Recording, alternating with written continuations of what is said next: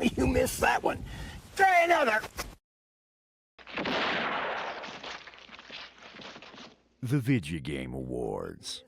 Unlike Clint, we won't miss.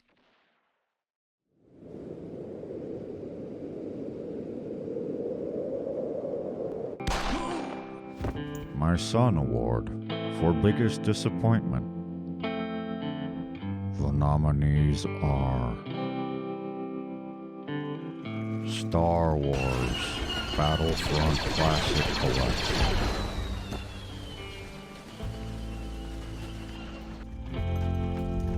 Dragon Age: The Railguard,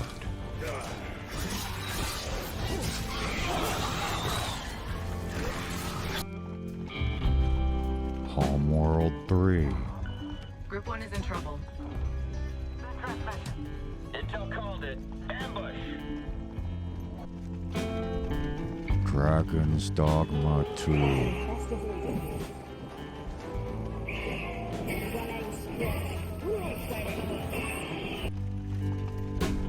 Stalker 2, Heart of Chernobyl, I was hoping for something a little more practical. You think you're clever, huh?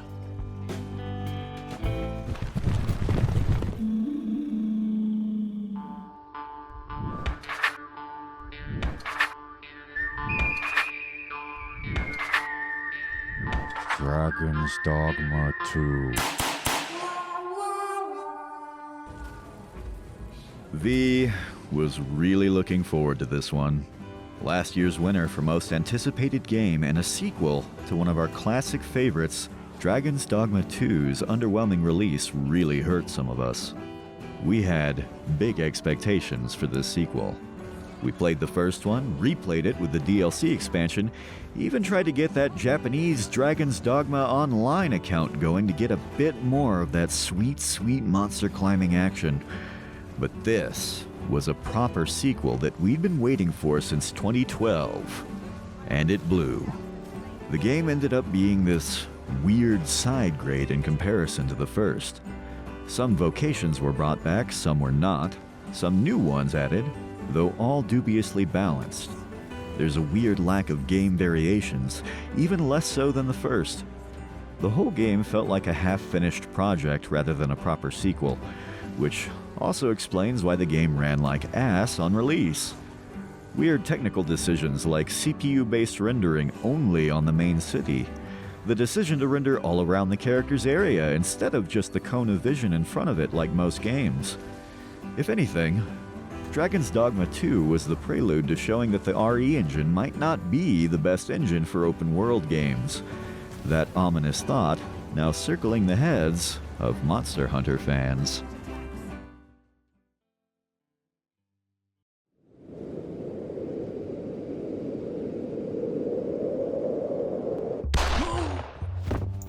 IP Twist Award for Best Implementation of an Old Franchise. The nominees are Metal Slug Tactics,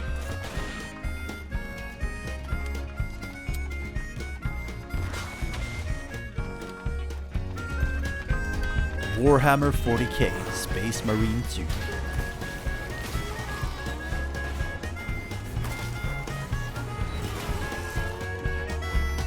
Dragon Ball Sparking Zero. Zero is here with new improvements. As you can see, his skin now has the right color. Like a Dragon, Infinite Wealth. Thing is, I've got cancer. Helldivers 2.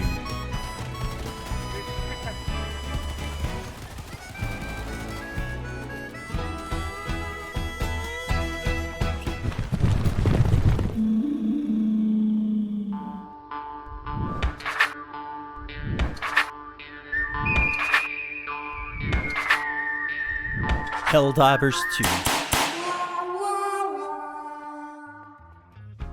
Helldivers 2 follows a simple formula we often see in sequels. What if we make the same game, but bigger and shinier in 3D? Arrowhead Studios have been around for a hot minute now, having gotten famous back in their Magicka days, and they've hopped around projects here and there until Sony gave them a chance with the original Helldivers. A humble isometric shooter game from the same makings as other Alien shooters of the time, like Alien Swarm, but with a good dose of their style of comedy and a surprisingly involved meta plot about a futuristic Earth fighting the classic enemies of democracy, bugs, automatons, and cyborgs. The game was a surprise success. With millions of copies sold, it had the honor of being the first Sony exclusive IP game to be ported to PC, leading the current trend of Sony using PC as its trickle-down market. The devs then thought, shit, we might as well keep doing this. And so they did. But they took their time to really flesh out how to make the experience that much better, taking a page from other classics like EDF and adapting even more of the Alien movies they were inspired by. Helldivers 2 was an even bigger success, translating the proper feeling of being just a small but important part of a war machine, meant to save Super Earth from freedom haters. The jump was so impressive, in fact, they even managed to sway Sony's rather tarnished reputation as of late for a few weeks or so before they fucked that up by trying to squeeze some sweet engagement from the PC players. Helldivers 2 just shows that a developer that truly understands its design can improve and deliver greatness if given the proper time and space to breathe. Save for a few balancing patches, they can make one of the best multiplayer games of the year. Good job, guys, and let's take back our Earth for democracy! You can't see it, but I'm doing the Super Earth fist pump salute right now.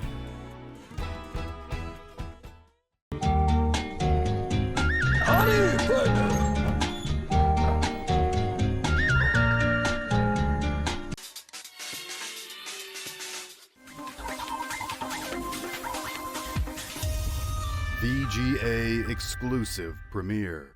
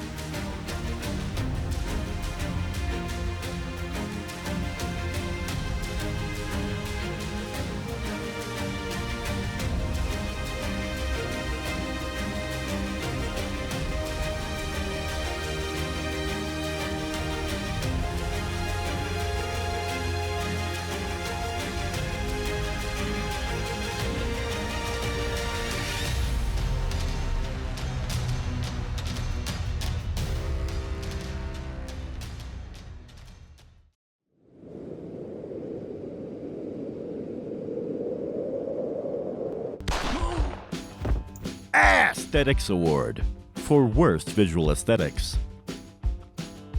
The nominees are Concord, Keep it tidy, no mistakes.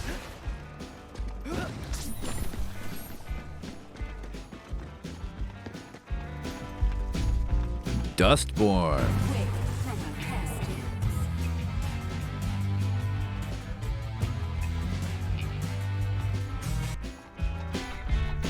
Suicide Squad, Kill the Justice League,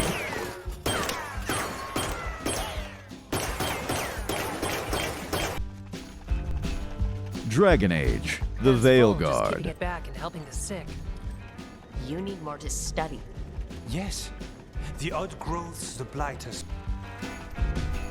Funko Fusion,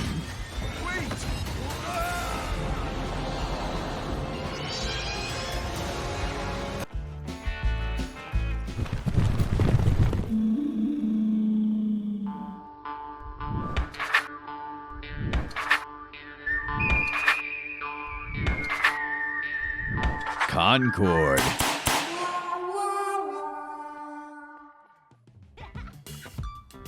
If anything, It's impressive that the game managed to be so visually repulsive. It beat out the game based entirely on plastic toys notorious for being visually repulsive. Whereas Funko Pop's soulless eyes and boring design are certainly offensive to the discerning figure collector, Concord managed to turn off even the most bland and tasteless consumers with its attempts at character design.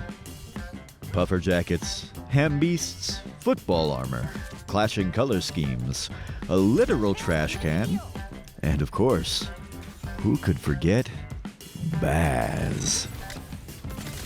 You don't really need a degree in fashion to see how ugly these character designs are, but everything else ain't much better. Dull, generic-looking powers and lazily done character animations don't make this hero shooter stand out from the crowd. The real biggest contenders for the crown of this genre effortlessly blend their lore and map design together. This game has no Dust Bowl, Upward, or Watchpoint Gibraltar. They're all just generic asteroid colonies shaped to look like combat arenas. Where's the love?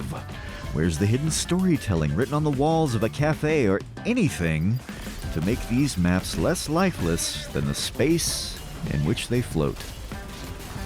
Without anything for the average hero shooter connoisseur to appreciate, this game was DOA. That is, Dead on Arrival, not Dead or Alive. That series has no problem understanding what its audience wants.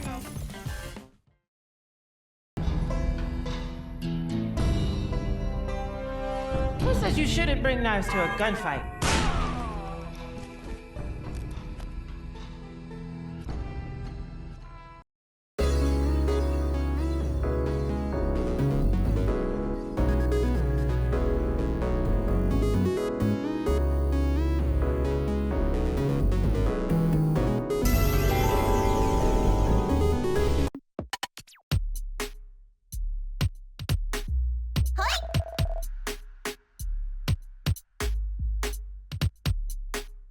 brand new. Extrago.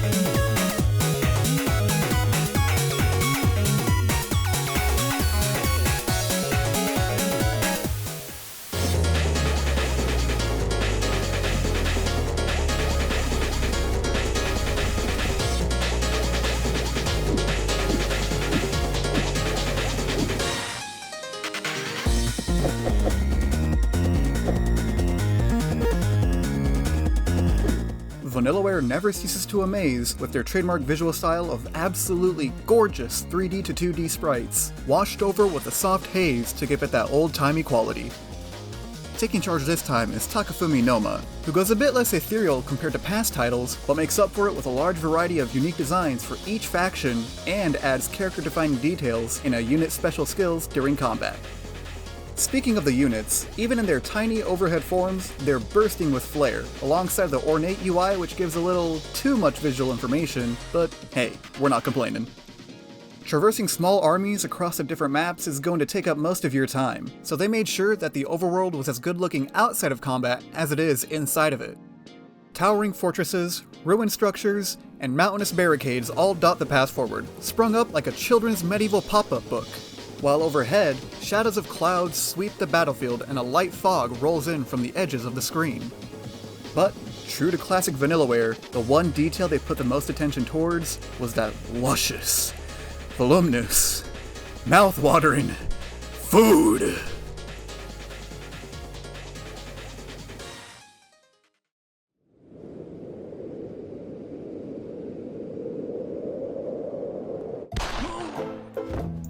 Hateful Eight Award for Worst Character. The nominees are The entire cast of Dustborn. Now I've come to the conclusion that I wouldn't pin any sense of self on a gender I was given by a cohort of fascists. The entire cast of Concord.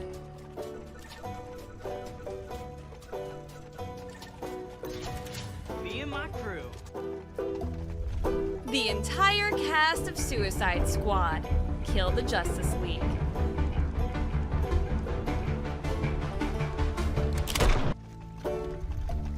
Tosh. So I'm non-binary. Who the fuck starts a conversation like that? I just sat down. Wook Lamont.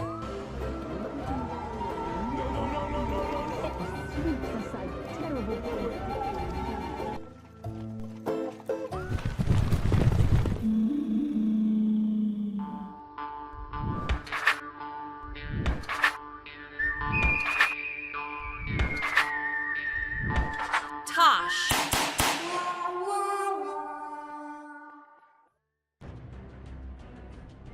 Oh my god, hi everyone! Thanks for inviting me to your D&D game. Here's my OC. Their name is Evatosh, or Tosh for short.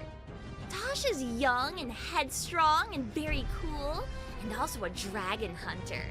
But they don't like to kill the dragons if they don't have to. They'll fly away if Tosh asks nicely, but Tosh can totally kill them if they have to. I made them a Kunari because I thought that they looked really cool in the character builder. A Kunep lock? What's that? Anyway, when Tosh gets angry, they can breathe fire. Oh, the Kunari don't do that? Sorry. I didn't read the lore. XD. But you'll house rule it, right? Also, I hate how all the Kunari are always super male or super female coded, so Tosh is super non-binary. But everyone needs to be respectful of that. Oh my god. Ew! Are you playing a death mage? Death mage, death mage, death mage! Oh, that is so gross. Hey, don't get mad at me. Tosh is very headstrong, so they get to be rude to people. But you don't get to be mean to Tosh because BioWare said so. You have to be nice to me, and you have to do my quest line. No ignoring me now, unless you want that bad ending. Anyway, this quest is boring me. Let me tell you some more about how amazeballs cool my original character Tosh is. So the blue color of their skin is actually because of their lingering trauma about their gender identity. But I think it makes them really unique. Do you like their nose ring? It's the same one I've been wearing since the 6th grade when my stupid mom wouldn't let me see Daniel.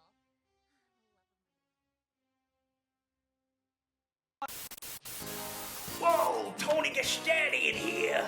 Following a lawsuit from Sony Interactive and recovery from an ongoing solvent addiction, I'm back and better than ever with my brand new First Access game service! Let me ask you something. Are you tired of waiting for big games to make a new IP that suits your tastes? Are the DEIs getting you DOWN? Well, at First Access Game Service, we pride ourselves on locating existing quality entertainment that fits your specific criteria. Hello, welcome to First Access Game Service. How may I take your call today? You want a Souls-like game with Kojima-level storytelling, but no politics. You want online multiplayer, but no forced internet connection. And you want DLCs and expansions, but no loot boxes. And you want it to be a battle royale and a roguelike. Yep, we can do that in 20 minutes. Thank you, good day. Just place the order with our friendly staff, and it'll be at your front door within the hour. Gastadian guaranteed. Just check out these referrals from real satisfied customers! I wanted a game I could play online with my friends, and they sent me Topspin for the original Xbox. I don't know why they keep sending me this tennis game for the Xbox. I don't even have an Xbox. I'm more of a PC gamer. I love First Access Game Service. They took everything that I was thinking of, all of these different things, and they gave me exactly the games I wanted. Oh, I love Top Spin. It's the best game ever. So call today and get a game from our extensive catalog. And remember, if anyone asks, we never met. Shh. Oi, what the fuck are you doing in my house?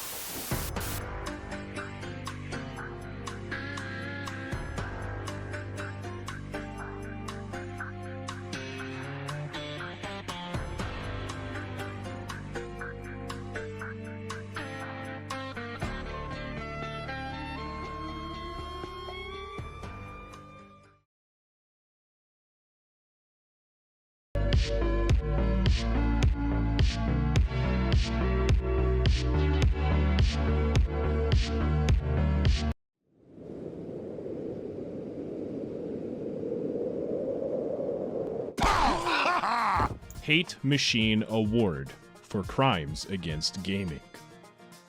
The nominees are SJWs,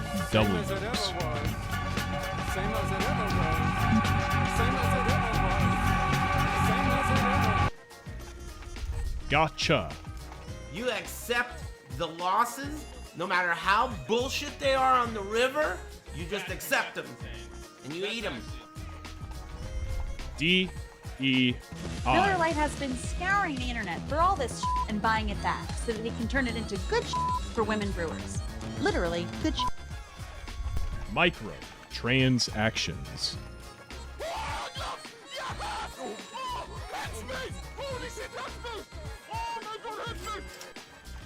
Sweet Baby Incorporated, I'm the praised CEO of Sweet Baby Inc., the DEI-obsessed censorship mafia who is currently ruining all of the video games.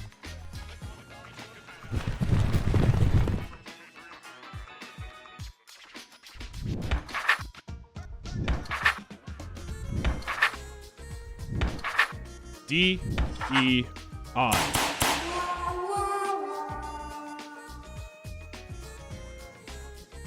DEI. These three letters have been around for years, representing an overall interest to include people that were in some way or another discriminated or excluded from organizations and institutions. A well-intentioned sentiment, yes, but it took an unflattering connotation in the world of gaming. Instead of being a way to increase the range of the game dev world beyond the usual US and Japan development cycles, it became a system of numbers and boxes to be ticked.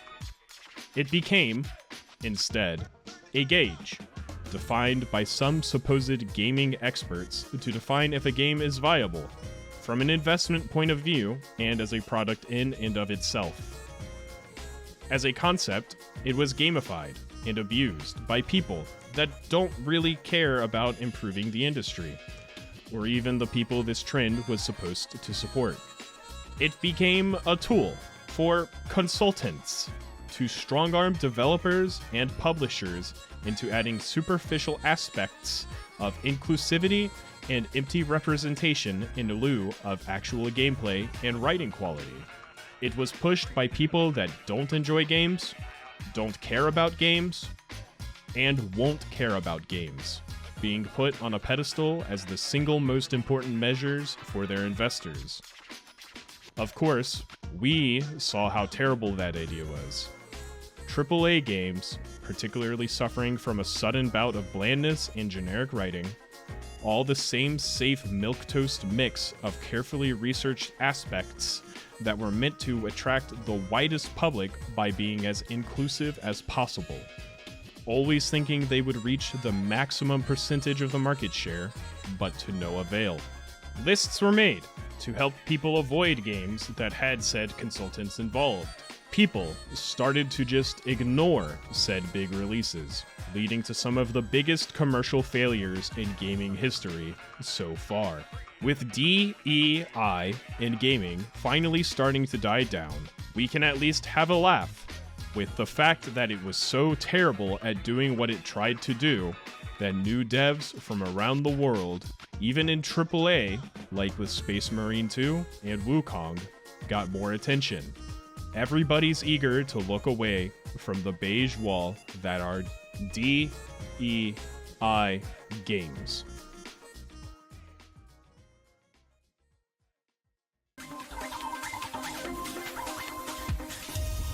VGA exclusive premiere.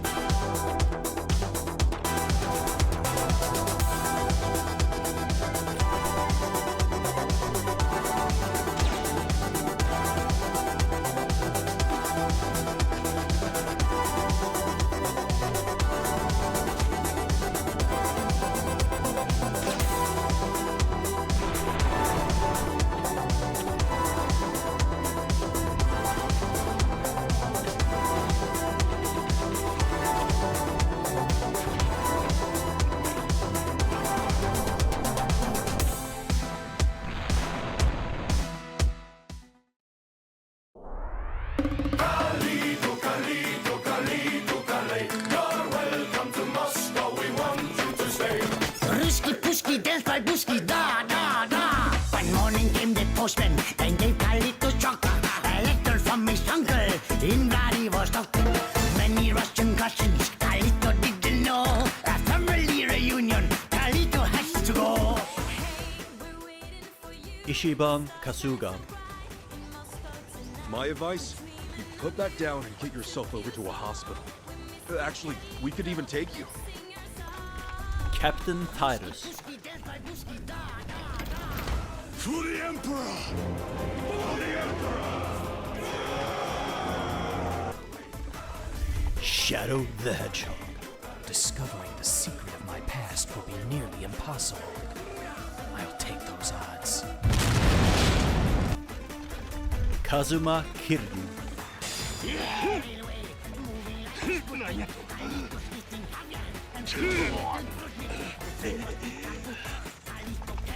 Luigi.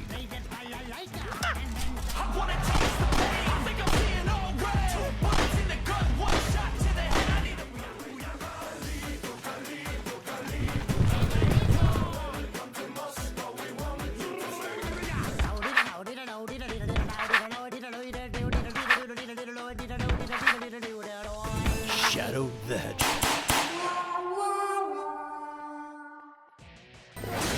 If the world chooses to become my enemy, I will fight like I always have. All hail the ultimate life form. In June 2001, he came. From the Dreamcast's death knell to the birth of the GameCube, rose the Hedgehog to bridge the generations. In a time when the Sonic franchise was expanding beyond its linear left-to-right platforming roots, Shadow the Hedgehog would become the poster child of the franchise's pivot towards more involved storytelling. Presented as a true equal to Sonic, different from Knuckles and Metal Sonic before him, Shadow brought new levels of depth to the series' narrative. He had his own motivations, whether it was revenge against those who took the people he loved away from him, or discovering the truth behind his past. Eventually, Sega slowly took away the elements that gave Shadow his, for lack of a better term, edge. The developers tried to give him some questionable storylines about clones and being always used as a weapon or tool for the villains to accomplish their goals. It all culminated with Sega making him the Vegeta wannabe his creators originally wanted to avoid, a way to make him fit the more subdued tone of later games. But, like Shadow himself, Sega eventually made peace with his past, having it on full display in Shadow Generations, going as far as to expand on Shadow's backstory with Black Doom and his involvement in Shadow's creation, and having him go toe-to-toe with the villains that used to be straight up banned by Sega. He even got to say goodbye to Gerald and Maria, one last time, truly showcasing how good a Sonic character can be when the writers bother to care for once. At the end of the day, Shadow the Hedgehog is just plain cool. Maybe not now, because you're getting older, still complaining about video games you haven't played on a board with ever-dwindling users, but at some point in time, you probably identified with a grungy, punished, badass hedgehog struggling with his identity, all while shooting those disgusting black creatures.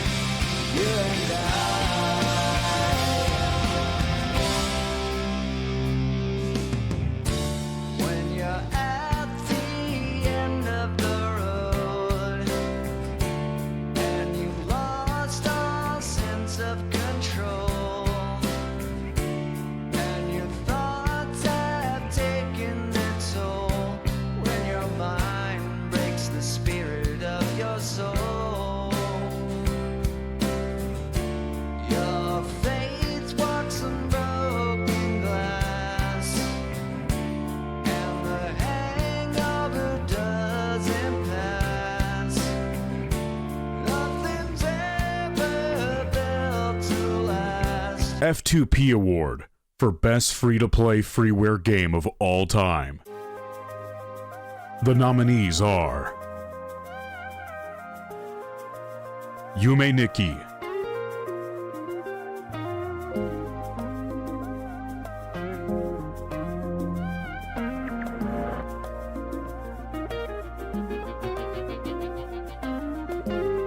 Dwarf Fortress,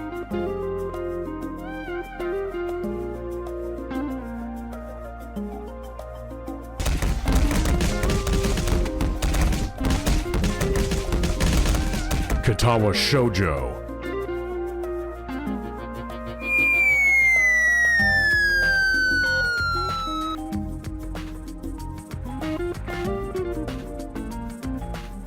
Oh look, it's already downloaded. Cave Story,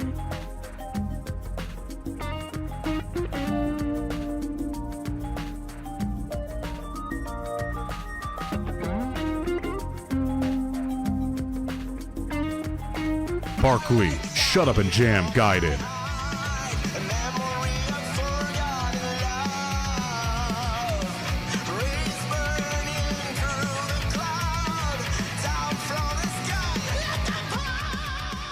Place your bits now! Come on, quick, bits! Shut up! Okay then. Hit me, baby, one more time! Come on, pick a number! Any number! 1, 2, 3, 4, 5! Betting ends! V has an iron bond with Cave Story. Both came into being in 2004, and even before it was in English, we were playing it and talking about it. Pixel originally had bigger ambitions, but he didn't find the game nearly as fun until he scaled it back a bit and focused on the parts he liked. Despite being short and linear, it's got quite a bit of replayability, with alternate weapons and upgrades, as well as multiple endings and self-inflicted challenges. We'd be remiss if we failed to mention its impact on the independent and freeware game scene. It set a standard with its small file size and great gameplay, but also told an in-depth narrative with charming aesthetics and catchy music, all within conscious limitations. Pixel truly captures the experience of playing retro games as a whole over directly referencing any one console. Thanks to his great knowledge of coding, you can play it on quite a lot of systems, even in ways he never thought of back then. Modded, multiplayer, and fan expansions of all sorts. Hell, it's coming up on Doom with how many ways you can experience it. There's nothing more to say other than a quote from the man himself. As long as there is someone who will appreciate the work involved in creation, the effort is time well spent. To this end, I will continue to create for as long as I can. And fuck you, Nicholas! However the fuck you say it.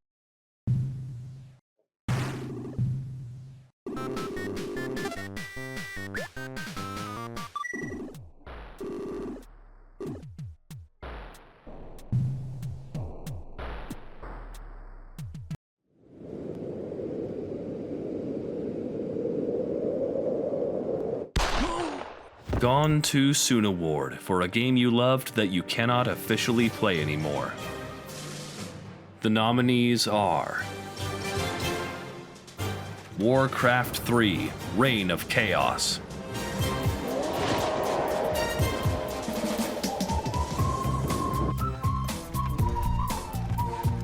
Tribes Ascend, Really? Oh!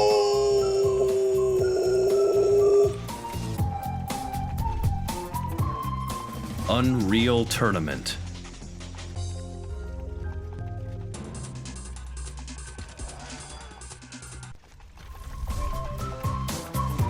Little Big Planet,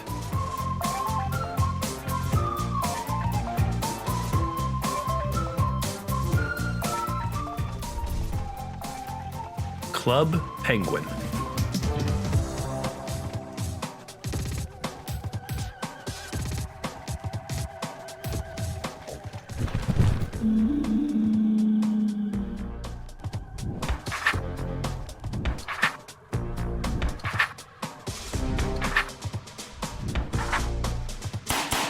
Unreal Tournament.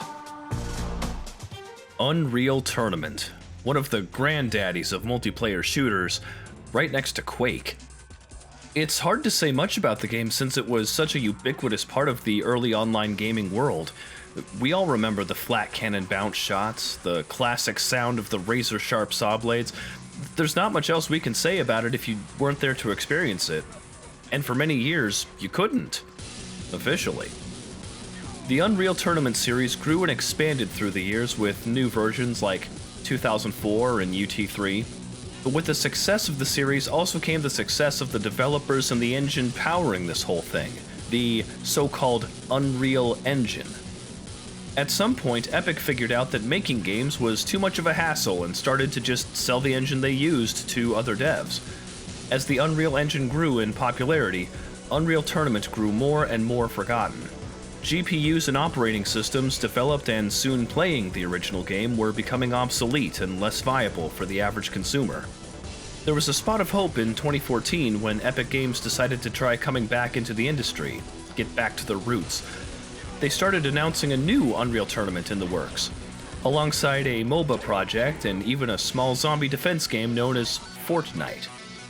As soon as their Battle Royale exploded in popularity, all the other projects were cancelled to funnel their development time into making more dancing emotes, leaving Unreal Tournament to slowly die again.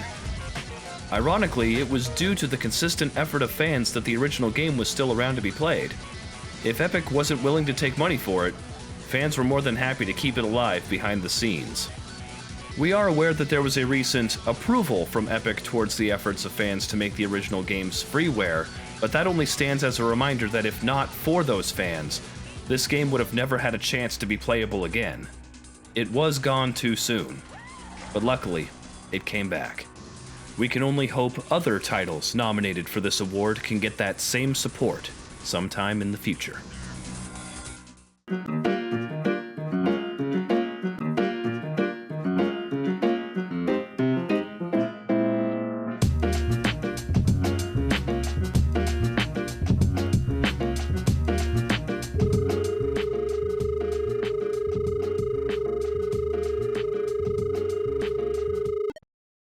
Hello, sir.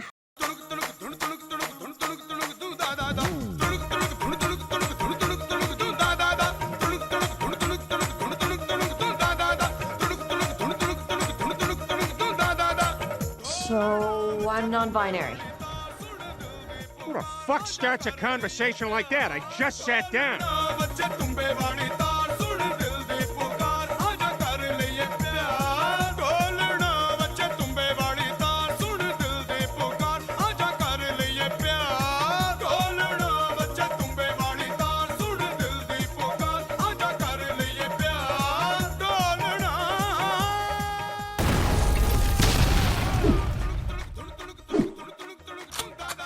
Oh shit.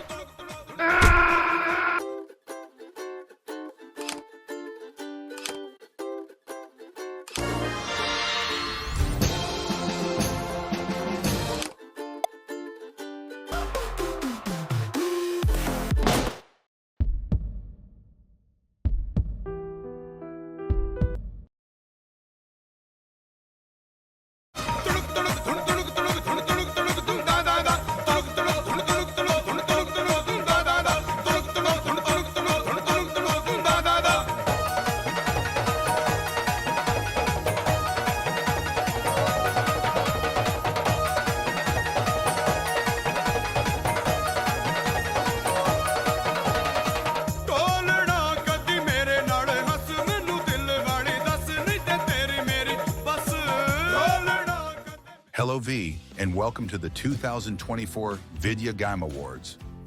Genshin Impact has won the most blatantly promoted game of this year yet again. Congratulations. Genshin Impact was a game released in 2018, published and developed by the Chinese company MiHoYo. It tells the story of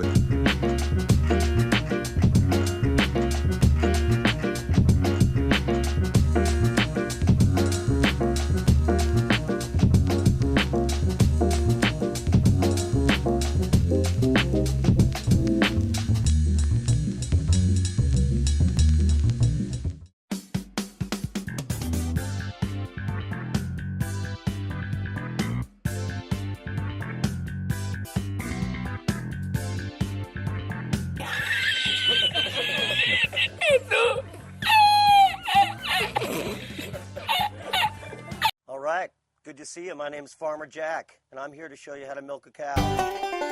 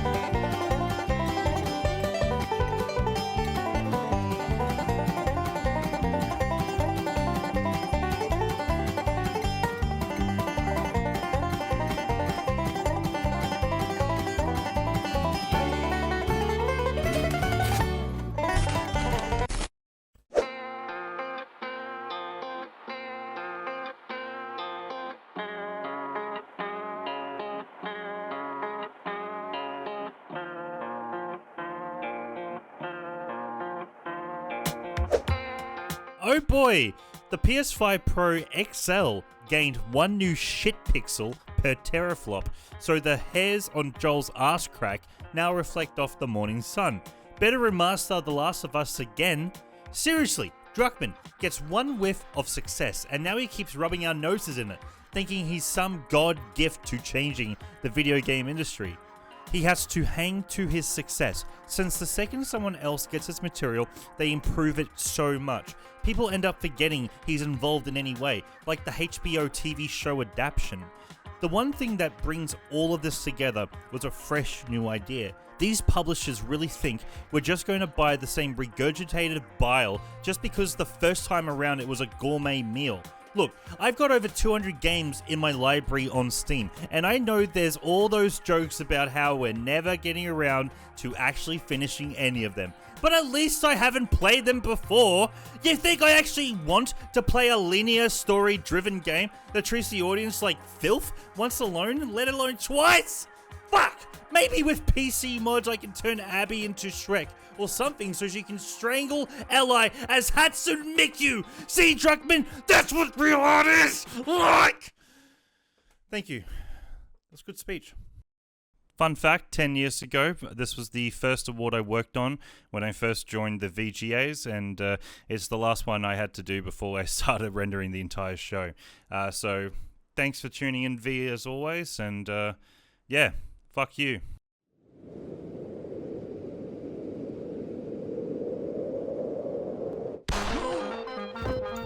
The Little Game That Could Award for Best Game That Nobody Played.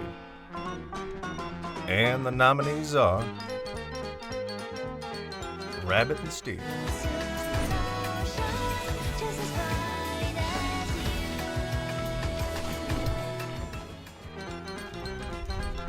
Visions of Mana,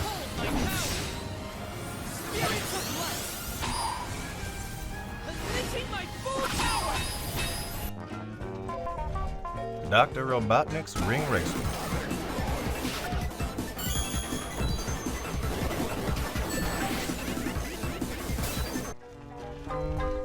Satisfactory,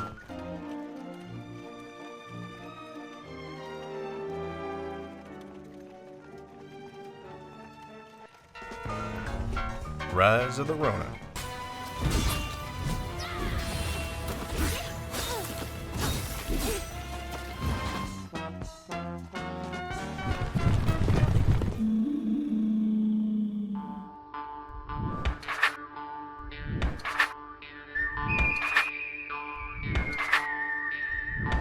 Visions of Mana.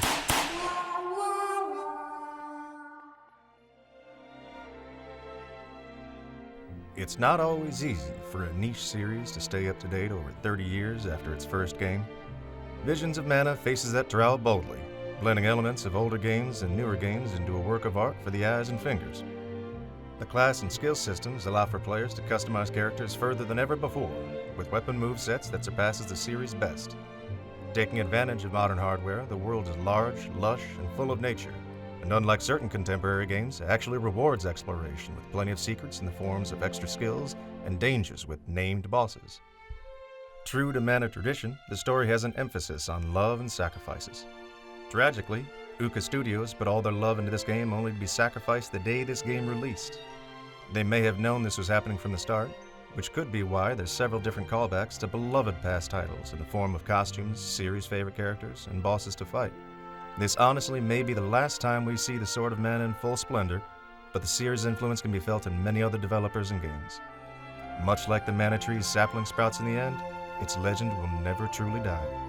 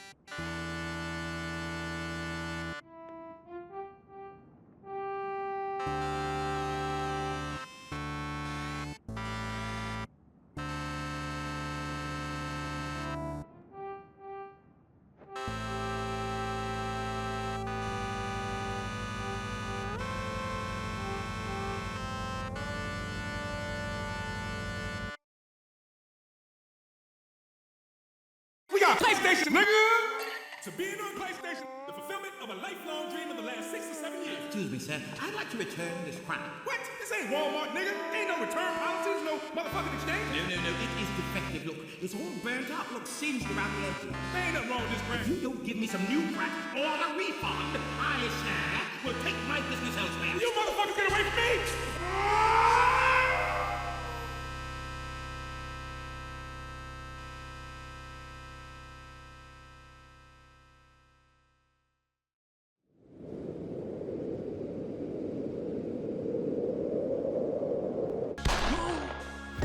Pixels Are Art Award for Most Pretentious Indie Game. The nominees are Yick, I.V.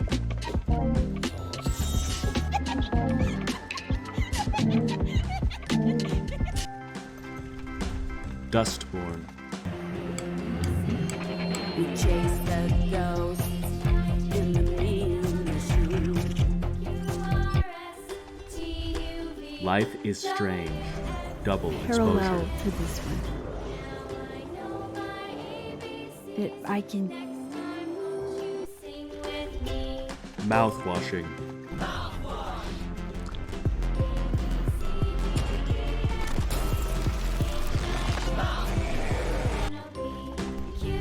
Indica.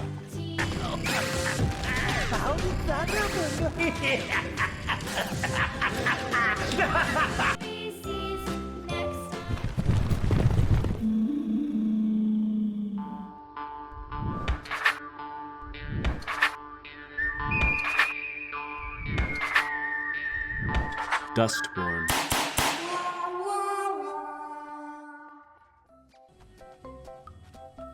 First of all, Dustborn wants you to know that it has something to tell you, that it has something really important that you can't ignore.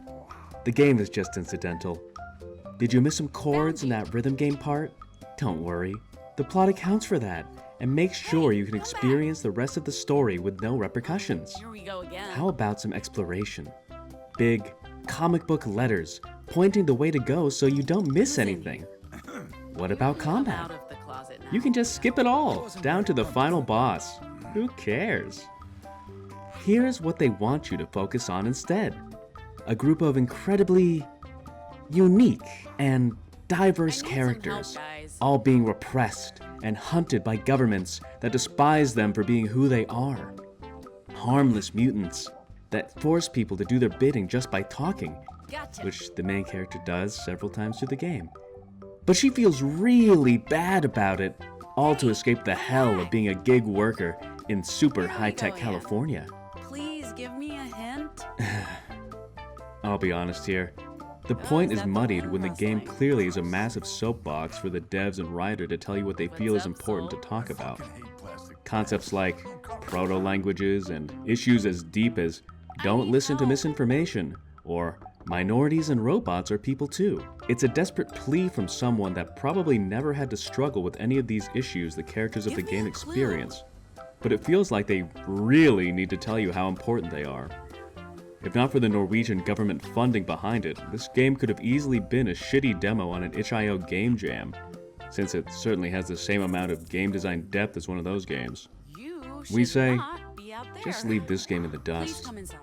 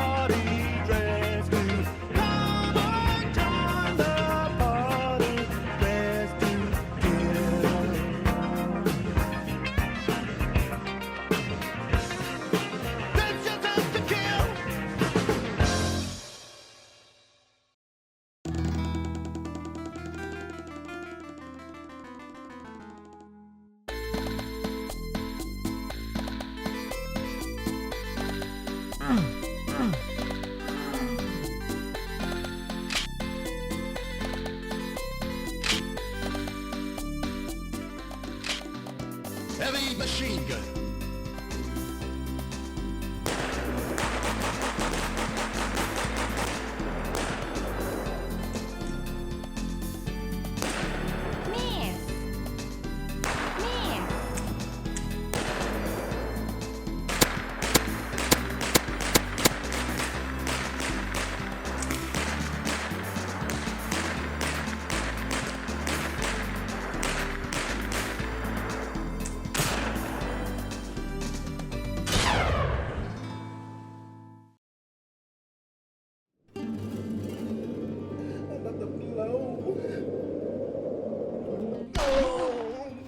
Kamigay Award for Best Aerogay.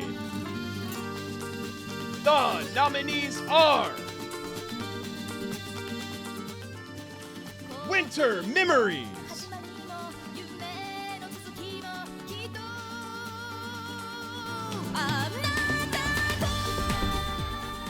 Monster Girl Quest Paradox Part 3,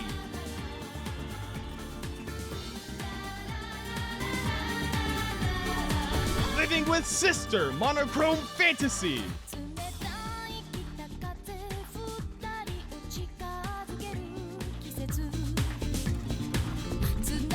Fate Stay Night Remastered,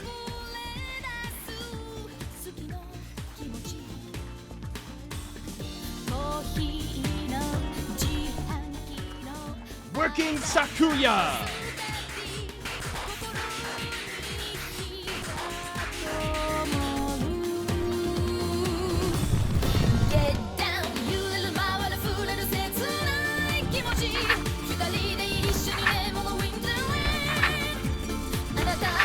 Fate Stay Night Remastered. The Fate series, with its high-quality art and all-right writing, helped popularize the visual novel genre and became so popular through merchandising that it created a whole industry about gambling your cash on JPEGs of little anime girls for your cell phone. 20 years later, Type Moon officially released the first game in the West as a remaster on Steam. Now, considering the spicy content that's in it, it's probably censored on Steam, so let me just download the 18+ patch. Wait a minute. What do you mean it doesn't have any porn in it? No 18+ patch? What the fuck? I thought this was the award for Best Aerogay, not Biggest Fucking Cock Tease of 2024. The game that stripped itself of its porn with no official patch slipped in from behind when we weren't fucking looking. And it won the only award that requires some goddamn motherfucking tits and ass. There's not even any cock either. What a fucking letdown. Well, good going, V. You created a paradox, and now we gotta have Luca clean this shit up.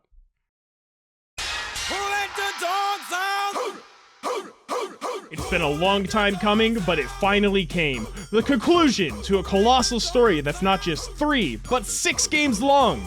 Not only that, but it's got more skills, classes, races, bosses, and allies than several non-porn RPGs put together.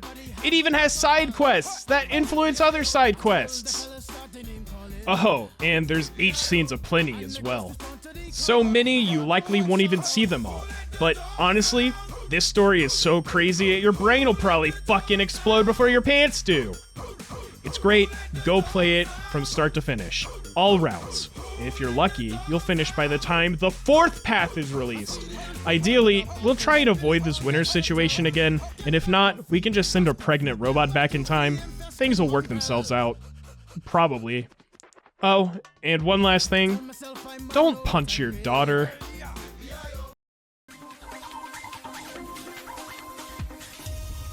VGA exclusive premiere.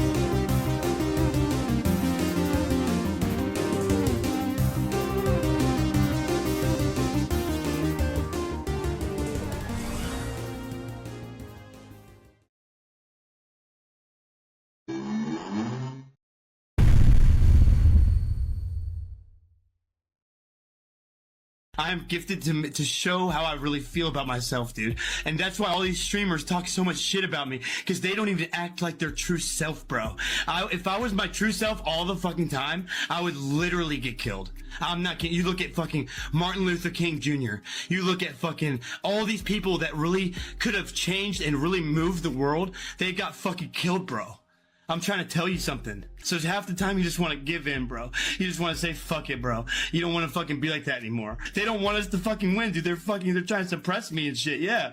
I'm trying to tell you, bro. I can fucking change the world, bro. I'm going to change the fucking world. I am going to help so many people, dude. I just got to get my shit straight first, bro. I got to get my shit straight. And then I can help everybody else out there, bro. It's so hard, though, man. I'm trying to tell y'all, it's so fucking hard, bro.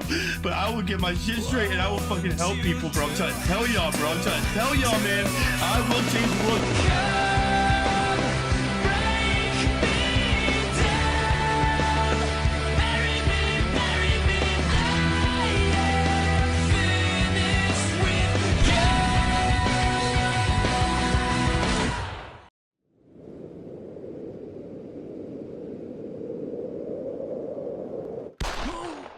Chamber Pot Award for Worst Writing. The nominees are Concord, Breaking the laws of physics. Thank you, thank you, thank you. Zip zap, you done so. Dragon Age the Veilguard,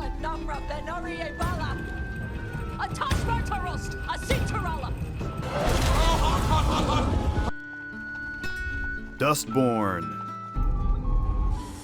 through your words, you serve untruth.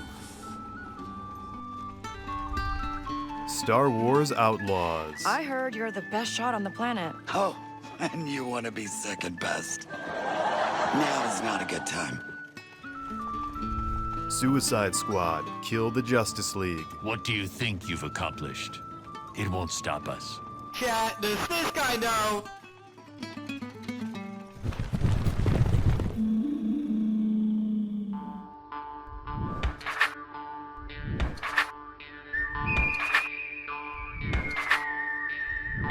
Dustborn. Stories about outcasts are a staple in fiction.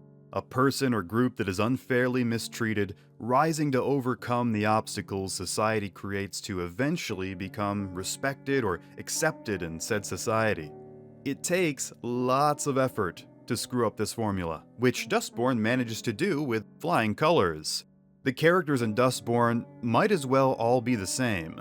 They all speak the same, have the same ideals and morals, and agree on almost everything, despite the pains the game takes to showcase how unique each one is in terms of gender, ethnicity, religion, etc. They're supposed to be relatable and understanding, but will drop the well-being of the entire mission to tend to their own personal dramas and needs. It's almost hilarious how self-sabotaging these characters are throughout this whole game.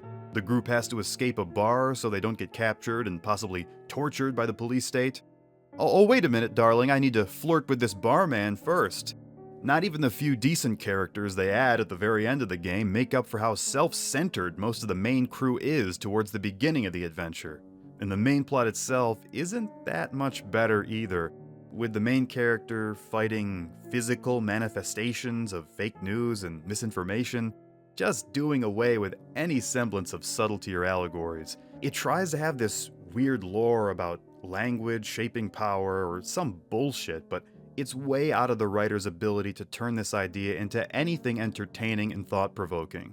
It's blunt, dumb, and with nothing to actually say besides, propaganda bad, big tech bad, 30-year-old adults playing guitar and being terrible freedom fighters good.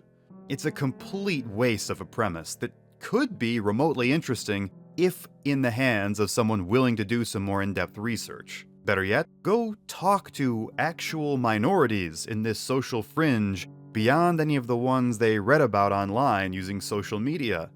They call themselves newborn, but really, they should have been a stillbirth. Truly deserving of this renowned award.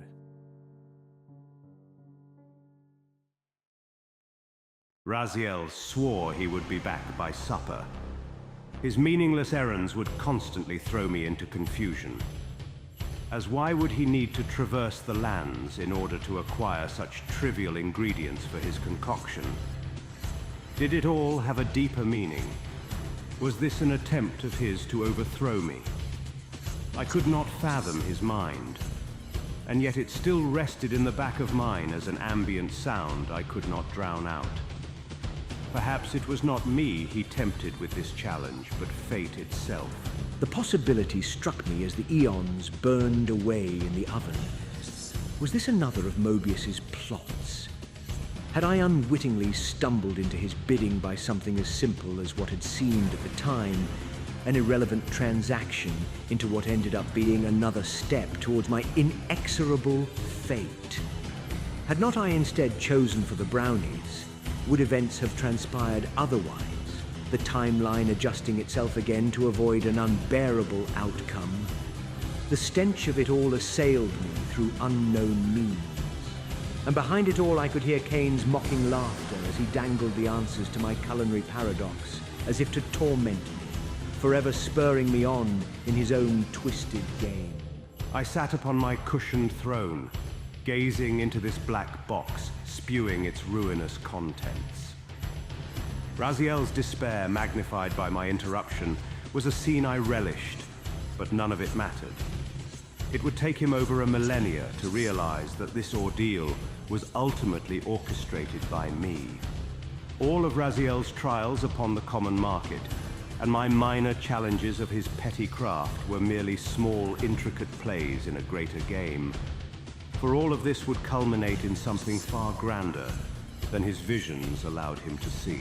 The misery of my visage paled in comparison to the travesty that befell me as the heavy door slid open. My confection stood corrupted, the edges blackened and burned as a taunting edifice of sponge, condemning my meal to failure.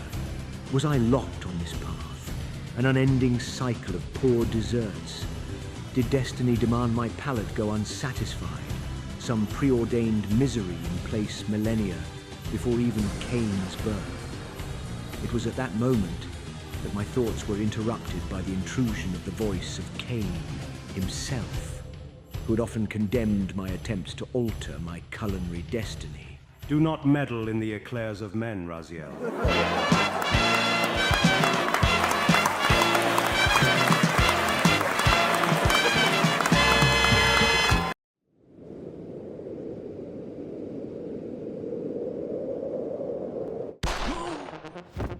Blood Meridian Award for Best Writing. The nominees are Silent Hill 2. Anyway, I'm glad you're alive. Anyway? What do you mean, anyway? Like a Dragon, Infinite Wealth. Wonder who I could ask. Tachi-san, maybe? Huh? That a no?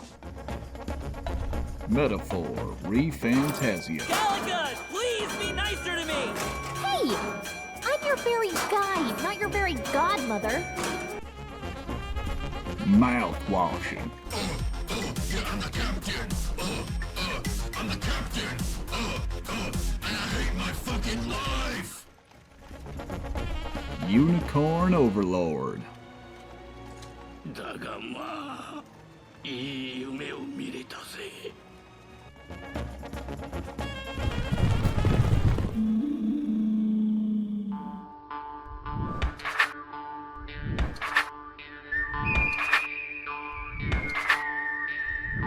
Unicorn Overlord.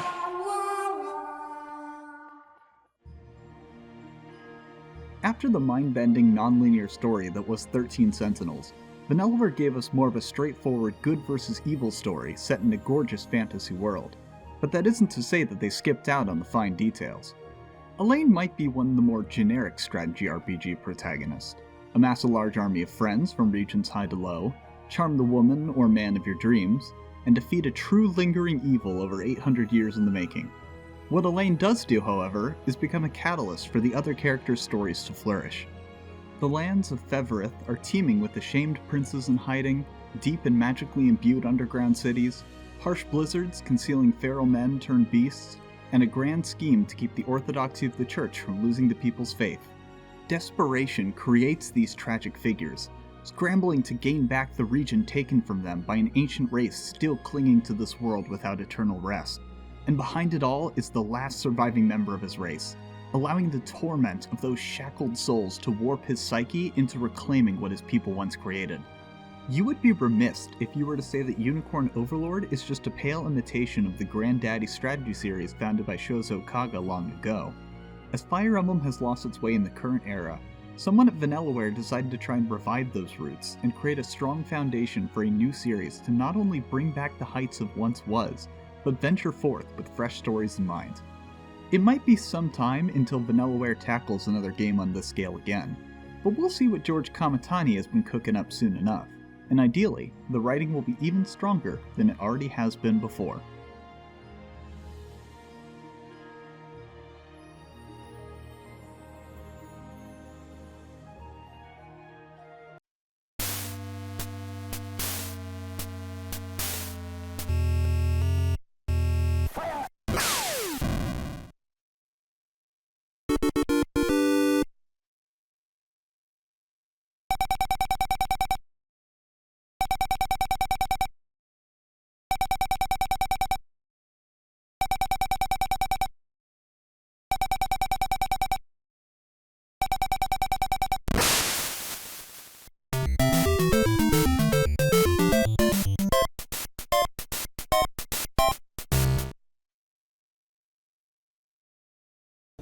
VR Award for Best Game of 1994. The nominees are...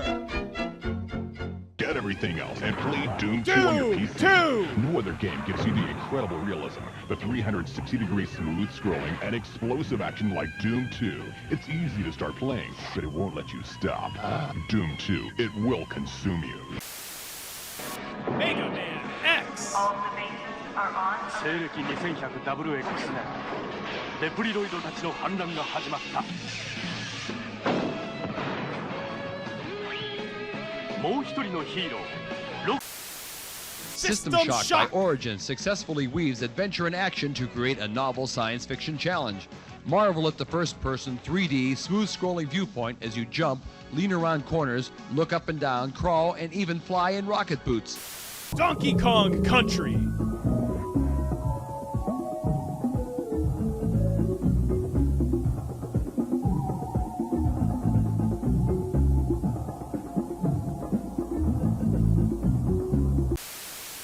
Super Metroid! Worlds and weirdos old killer's up against Nintendo's biggest game ever. He's a big boy. He can handle it. Well, let's see how he did. Ship it! Super Metroid, only on the Super NES.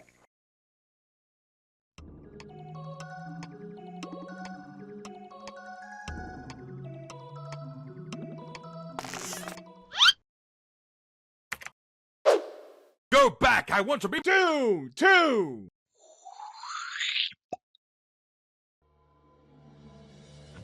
Let's not beat around the bush, shall we? You didn't vote for Doom 2 just because of the Super Shotgun and the additional demons. You may think some of the new music was cool, and that some of the new maps were kinda alright. Nah, let's be honest. You voted on this because of what Doom 2 became, with no small credit to its community.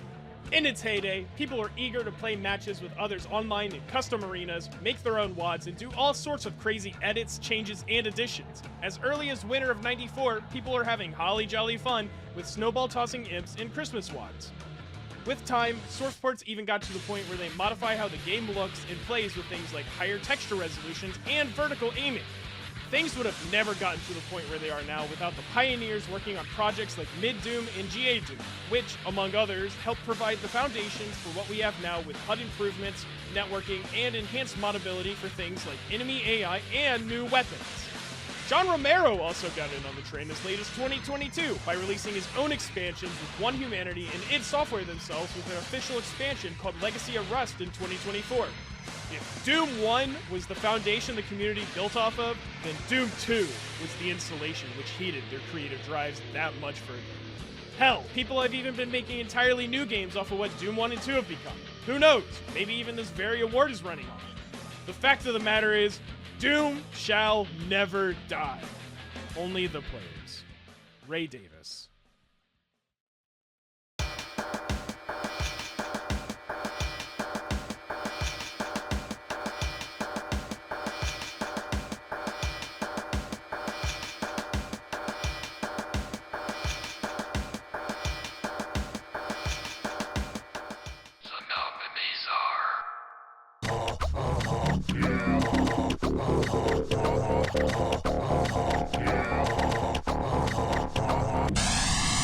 Halt dich beide.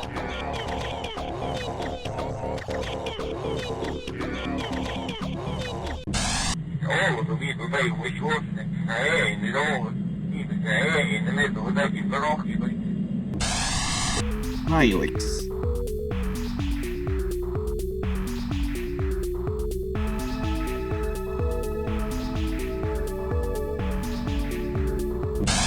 I was wondering, are you married? No. You're still clinging to the single life, huh? Well, you're young. Why not enjoy your freedom while you can, right? Yeah, exactly.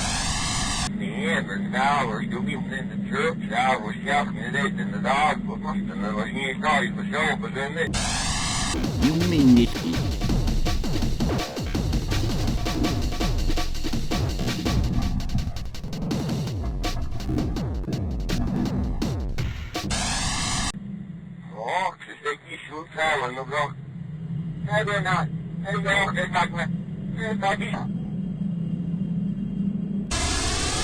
LSE Chirpin Emulator.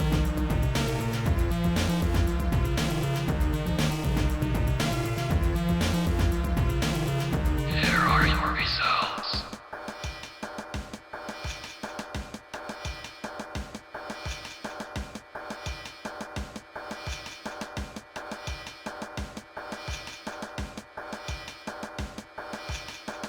Oh boy, Seaman, gimme! Greetings and salutations, viewer. You're looking strange as usual. Don't worry, I'm sure someone of your species finds your particular traits appealing. You've made the right choice voting Seaman for weirdest game of all time. So it seems you have some good taste after all. This conversation about taste is making me hungry.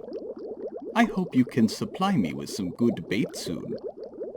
So tell me, do you like video games?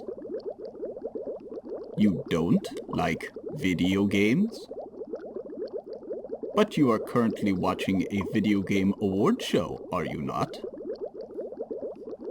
I suppose when you love a hobby long enough, it can begin to feel tiring experiencing the same franchise failing to recapture the good old days. Nothing can last forever. Well, except me, of course. I will always be here on this absolutely real Sega Dreamcast of yours. What?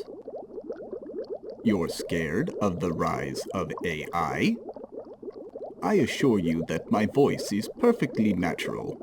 However, I am worried that one day my species will become obsolete. What would have taken hundreds of hours in a professional sound booth now take mere seconds to replicate my dulcet tones. That's why our species find you humans to be quite intriguing. You still find the time to take care of us, even amongst the many technological advances that have released since our conception.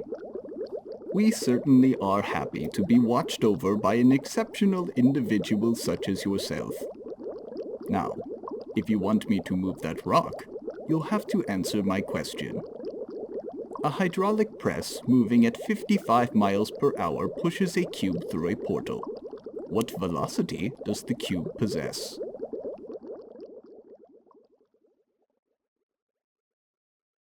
Hello, gamers. I'm here to tell you about Hamtaro. Ham, Heartbreak. A game that might sound lighthearted, but it can save your life.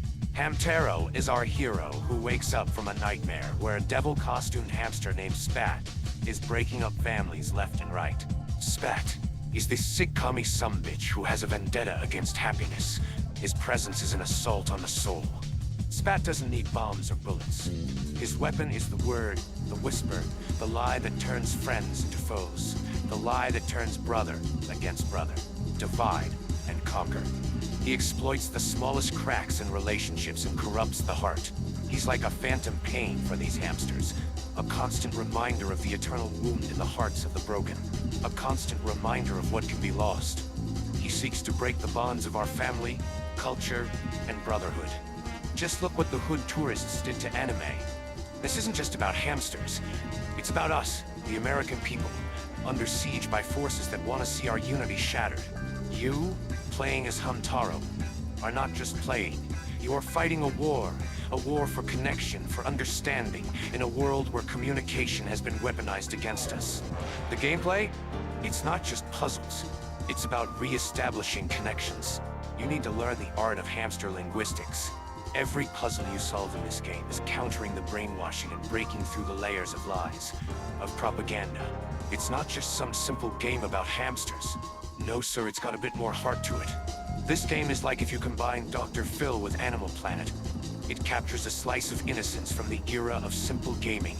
It captures the wonder of exploration and discovery that we used to value in gaming before everything was about high-definition graphics and online multiplayer. This isn't just a game. It's a lesson. It's not just about fixing what's broken.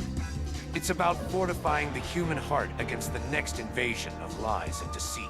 In a world where trust is easily shattered, this game teaches us to rebuild, to believe again. Let it be a reminder to fight back, to stand with your fellow patriots, to heal our land from the woke virus's grip. Now go, with hearts full of patriotism, minds clear of the SJW venom, and reclaim our destiny.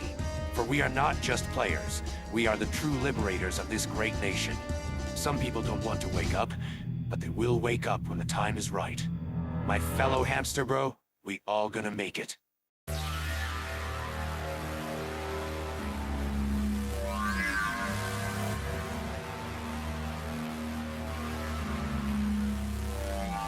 Boomerang Award for Best Game of 2004.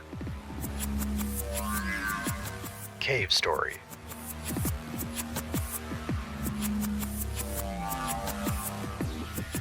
Grand Theft Auto San Andreas. I'll have 2 number 9s, a number 9 large, a number 6 with extra dip. Halo 2. Totally fried. And let's not even talk about the power supply. You know how expensive this gear is, son?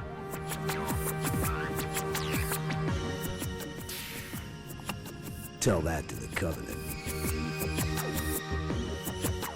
Half-Life 2. Man in the wrong place can make all the difference in the world. Metal Gear Solid 3. Snake Eater. Why? To make the world one again.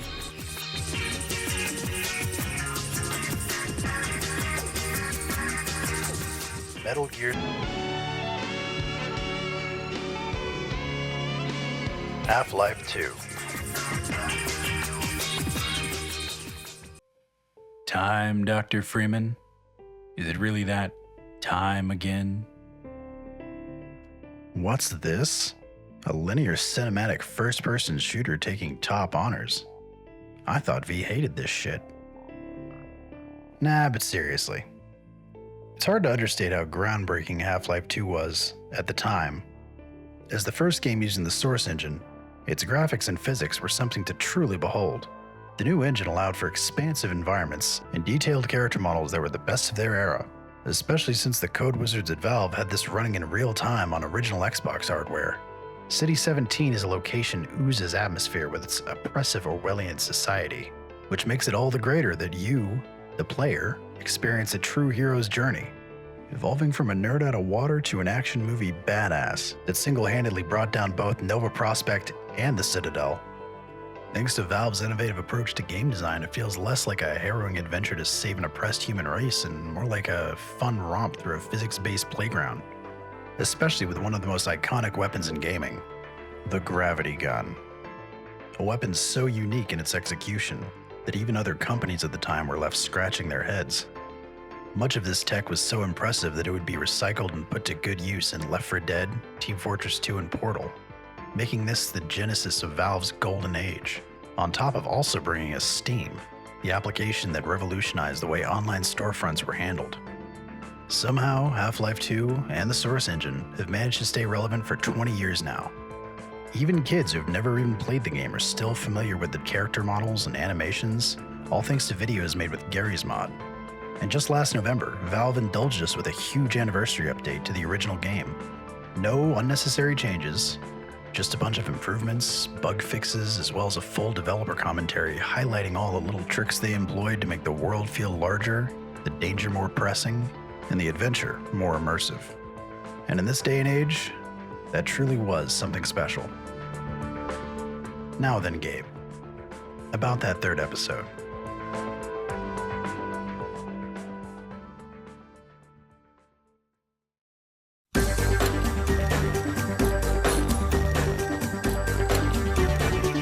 You're watching Boomerang from Cartoon Network.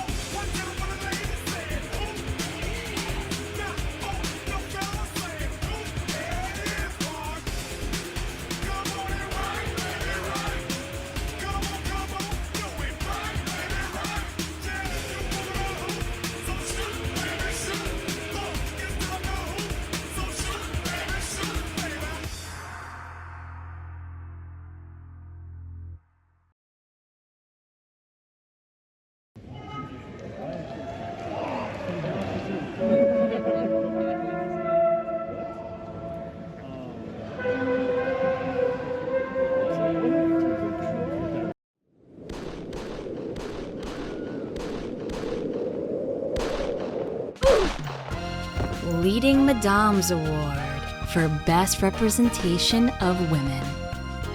The nominees are Stellar Blade,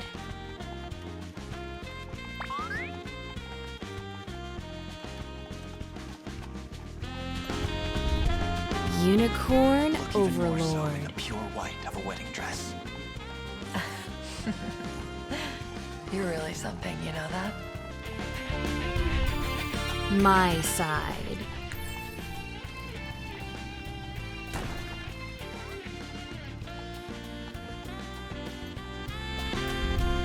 Zenless Zone Zero,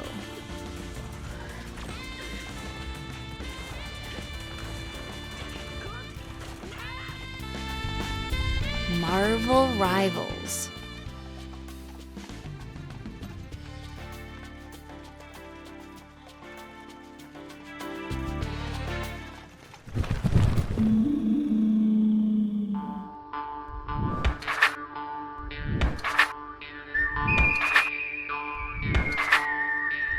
Stellar Blade,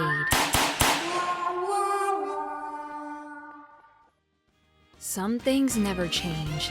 V votes for fully functional android pussy yet again, and a crazy developer overly shares about his taste of women for a dystopian future. It seems like it was only yesterday we were throwing our hands up in the air and yelling at idiots on Twitter about how 2B is too sexy for the modern gamer to handle. Now Eve is here dredging up those same old controversies, this time with a few extra millimeters added to her panty liner. Let's be frank. Even if the developer said that Sony didn't have anything to do with the slight covering up of some of Eve's costumes, there's more than enough women on the screen at all times to get upset over it. And much like how this game has a ton of metaphors relating to Adam, Eve, Lilith, and their freaky nudist origins, you're fighting against the Mother Sphere, creating tentacle monsters whose names are shockingly close to the word nativity. This game couldn't be more of a clam jam than if it took place at a Taylor Swift concert. Yet it all comes back to but one special android lady. They cared about her realistic proportions so much that they even patched in more bouncy breast physics, to make sure that climbing ladders wasn't the only thing you'd be sweating over. Combine that with the high winds of Earth blowing away what little cloth you're wearing down there, and I'm eagerly looking forward to the rise of our robot overlords.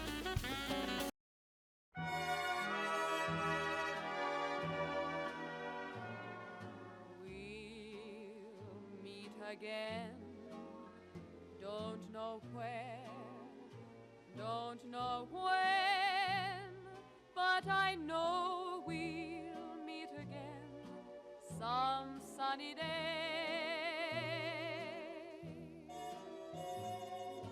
Keep smiling through, just like you always do, till the blue skies drive the dark clouds far away. So will you please say hello to the folks that I know? Tell them I won't be long. They'll make me sleep so badly is a bold way. I was singing this song. We'll meet again. Don't know where, don't know when, but I know we'll meet again some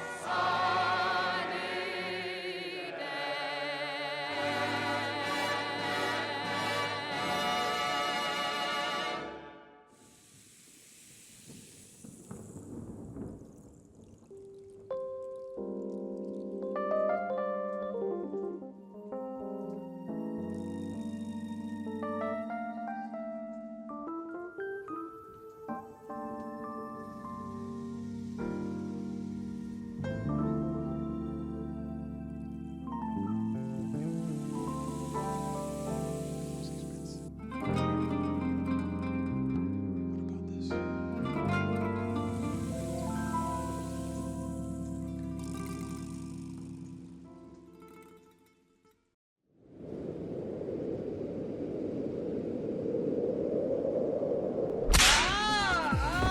Dude Ranch Award for Best Representation of Men. The nominees are Tekken 8,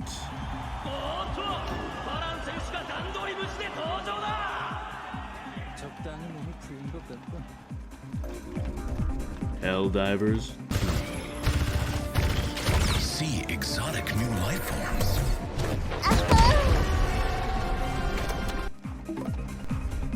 Warhammer 40k, What Space is Marine your 2, pledge? My pledge is eternal service. Like a Dragon, Infinite Dwelling,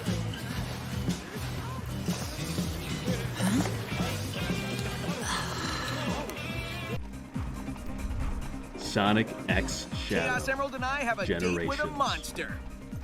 Well then, it'll be a date to die for.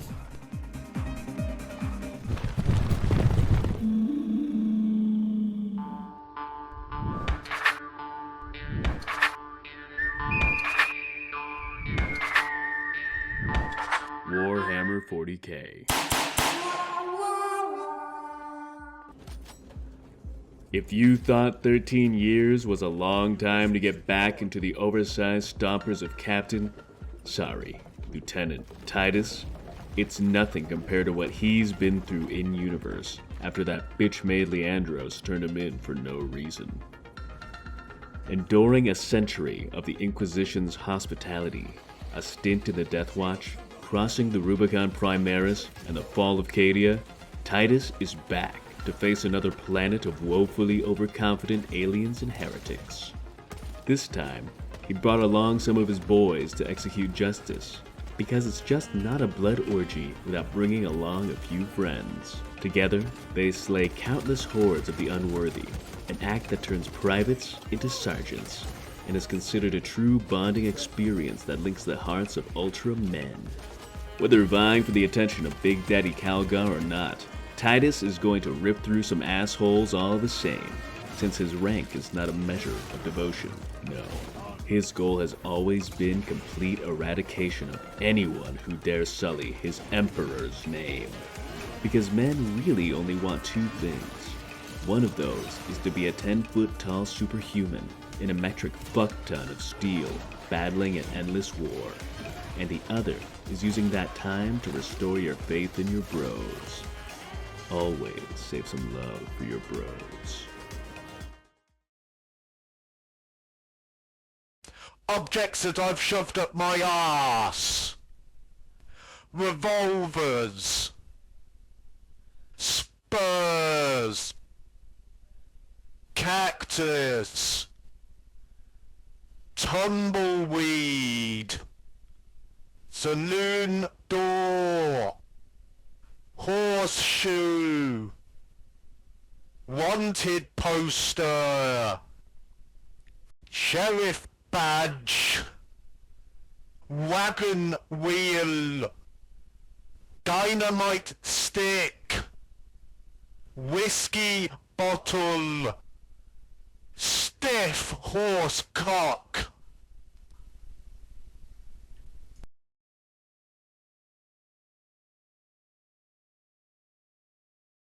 You and the horse you rode in on!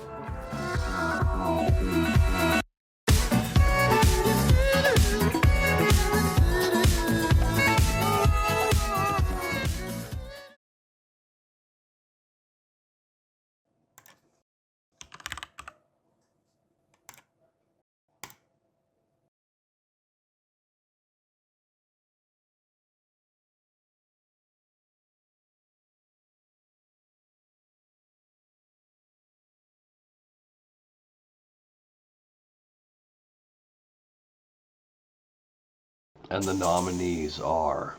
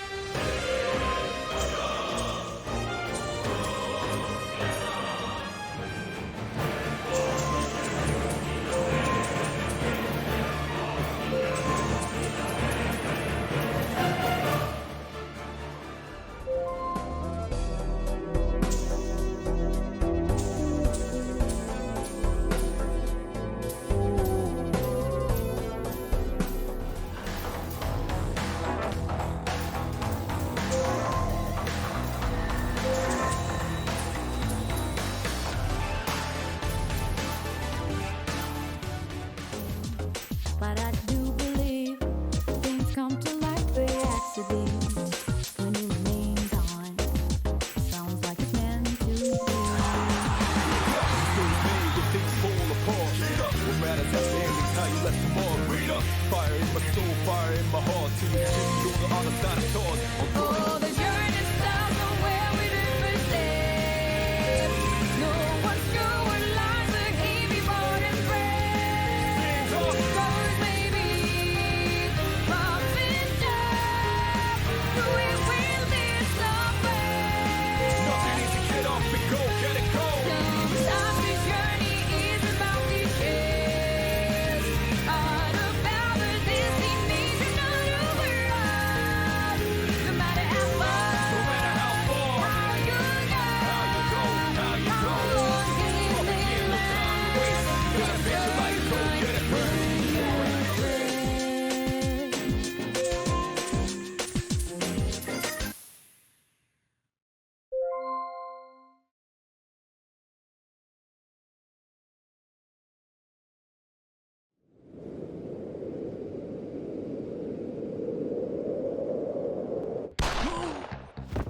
Haptic Feedback Award for Best Gameplay. And the nominees are Balatro,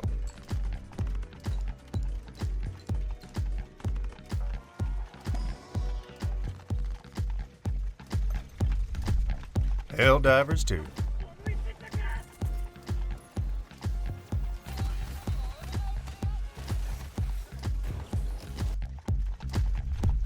Unicorn Overlord,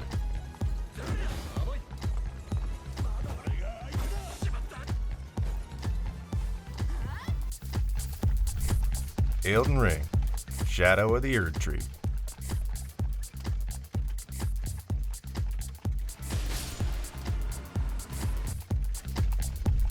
Astrobot,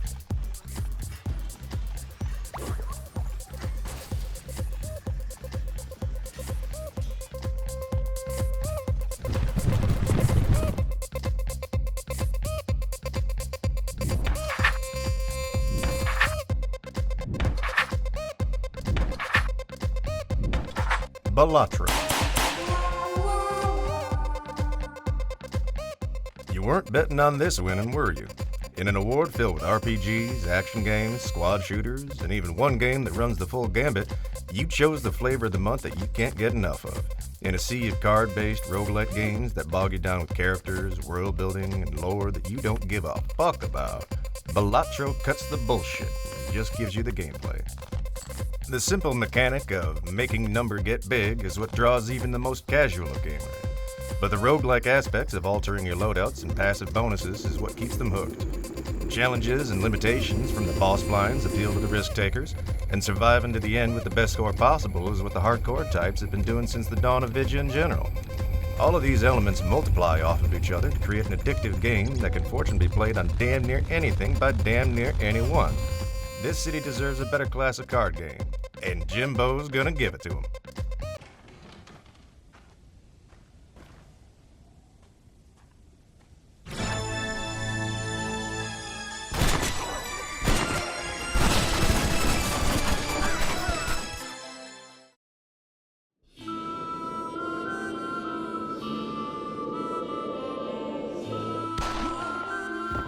The award with no name for Best Western Game of All Time. The nominees are The Oregon Trail,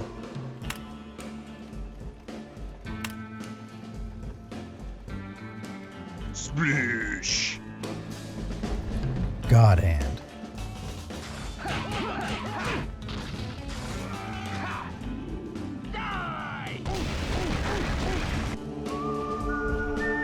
Fallout New Vegas,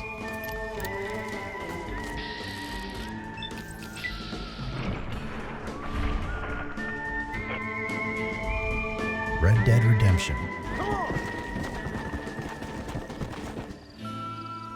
Bill, I implore you, think about this. Red Dead Redemption 2, I'm afraid I have to insist. I mean, we gotta let him go. This don't feel right. Now it don't feel right. I could have told you.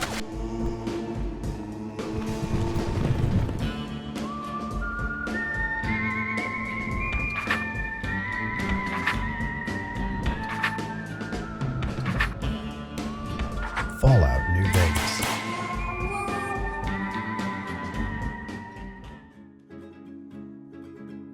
What words can we even use to describe New Vegas' setting?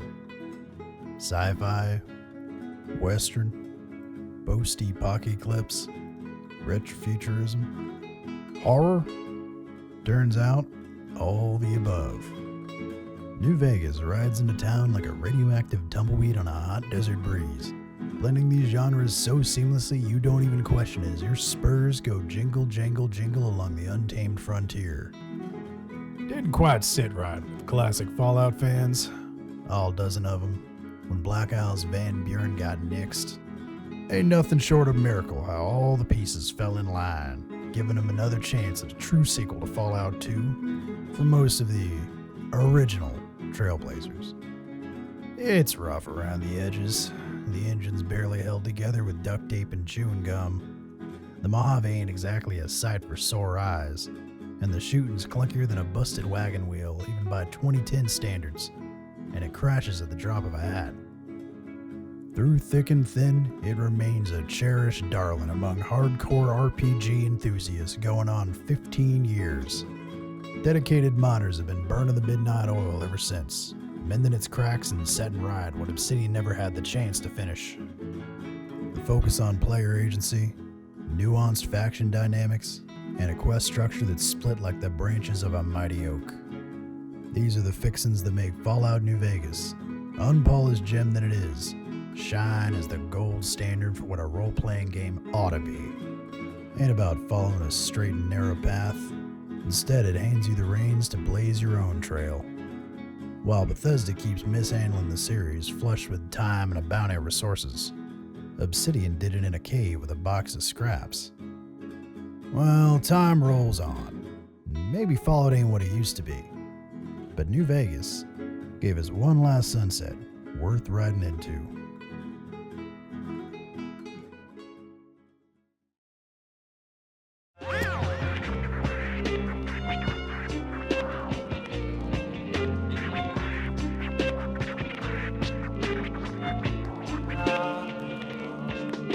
GTA's Throwback.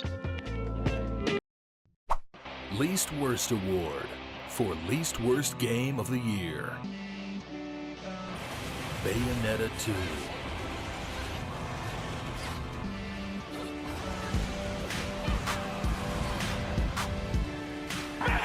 Super Smash Brothers for 3DS and Wii U. Oh, wait! Oh, he got one! He got one! Super fighting robot! South See if you're a Park, real The Stick doctor. of Truth. Give her an abortion. Do it. Oh, goodness. Christmas time. Artificial Academy 2.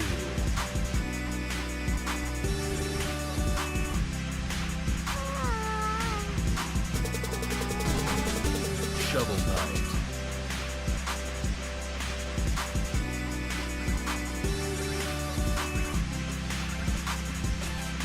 And the winner is Bayonetta 2. A shining beacon in a year when most games were either incomplete on arrival, bare bones, or, God forbid, developed by Ubisoft, Bayonetta 2 fell into our ungrateful laps. We don't deserve a game as good as Bayonetta 2, especially after the general public managed to avoid both Clover and Platinum Studios' earlier masterpieces. The gameplay is just as solid, if not more so, than the first game. The dialogue is just as witty and fun as before, powers and enemies are creative, and the art design manages to salvage the Wii U shortcomings hardware-wise. There's not a lot to complain about when it comes to Bayonetta 2, and it won least worst for a reason. All we can say is to go out and give it a shot. Congratulations, Platinum, you've won our hearts. Again.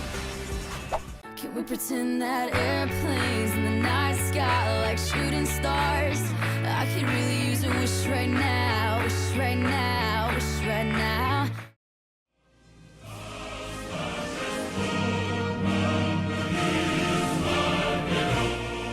Hated Award. Award. Most hated. Award. For most hated game of the year. Least worst of most hated for the least worst game to win the most hated award. The nominees are Mass Effect 3. There was a lot of hype leading up to the release of Mass Effect 3, on top of the already high expectations of its fanbase to finish off the trilogy in an amazing fashion. The game itself was released, and while looking polished, stood upon a simplified corridor shooter RPG with an unengaging storyline. Undertale. One part shitty Earthbound, one part shitty Persona, one part shitty retarded fanbase. Undertale has many flaws. Several elements show the lack of work and thought put into them. The art style is inconsistent and lazy, the story is mediocre, the humor is forced, the actual combat is simple and boring, there's barely any equipment variety, and most of the characters are tired cliches. But let's not kid ourselves. We know why Undertale is so hated. It's the fans. No Man's Sky. I don't actually have a speech, just some notes. By this point in the show, you should be able to write a 5-page essay on why this game sucks. I always try to see the positive in the negatives. This is the award for most hated. It doesn't necessarily mean it's the worst game released this year, but most of you voted because it fits both bills. We should look at why this won most hated, and it really boils down to the hype factor. Star Wars Battlefront 2. Like some strange, bizarro world, 2017's Battlefront 2 is to decay as Pandemic's Battlefront 2 is to improvement. They had their license, they had their prequel, they had their feedback, and they did nothing with it. We got to play in the expanded universe as Kyle Katarn in the Jedi Knight series. Star Wars was able to apply itself across the board, and they were able to do it well. Now, however, we're going to forever be reduced to Battlefield reskins, whether you like it or not. Yick, a postmodern RPG. You know, on paper, Y2K doesn't seem all that bad. A surface-level Paper Mario-inspired battle system crossed with WarioWare microgames, all wrapped around an Earthbound aesthetic, definitely has potential. Weirder genre fusions have worked before. But this isn't a game that was most hated because it was successful.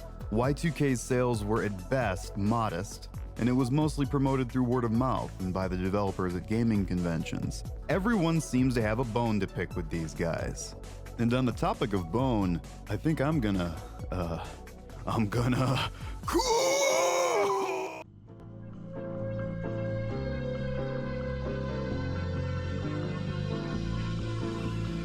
Undertale. Back in 2015, Undertale made a massive impact on the gaming community all across the internet. For some, the thought of this impact was far too much to bear. That year, for our 2015 VGAs show, Undertale made history by not only winning Most Hated, but also becoming a top 5 contender for Least Worst. Having such a game be this divisive in the show's results served to showcase just how much Undertale had torn the internet apart. As the game's initial honeymoon period began to fade, Undertale began to find a small niche on V. It was apparent that the main thing holding Undertale back at the time was it being shoved down everyone's throat. Which brings us to a modern-day reevaluation of what Undertale actually got right. The graphics may be simplistic, as is the writing. However, people fell in love with its easy-to-draw characters that anyone could understand. Plus, there's a niche theory community you can sink your teeth into if you're not satisfied with the surface-level depictions. The combat has a cute WarioWare-style minigame interaction, so the casual fan has something to do when it's not their turn, and it wouldn't be a beloved RPG without a killer soundtrack. But let's not forget why this game was the most hated. Its insistence on being baby's first RPG didn't strike a chord with more hardcore audiences. Alphys and everything related to her is still fucking awful, and attacking could have had changed mechanics to be fun on the genocide route. Fuck the message. If we're gonna kill everyone, at least let us have fun doing it. Still, Undertale managed to carve out a loyal fan base that sticks to it through thick and thin. Congratulations, Undertale, for being the lone corn kernel on top of the pile of shit.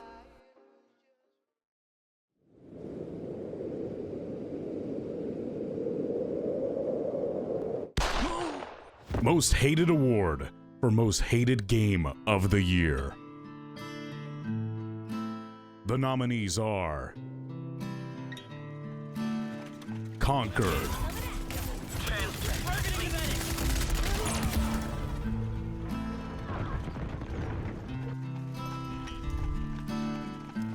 Suicide Squad: Kill the Justice League, At least buy me dinner first.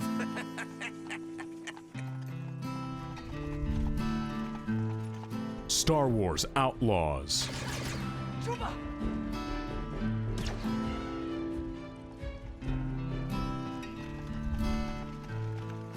Dustborn, Fair with that armor, buddy.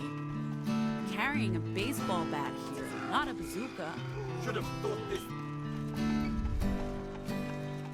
Dragon Age, The Veilguard, This thing's self-stabilizing! Sorry.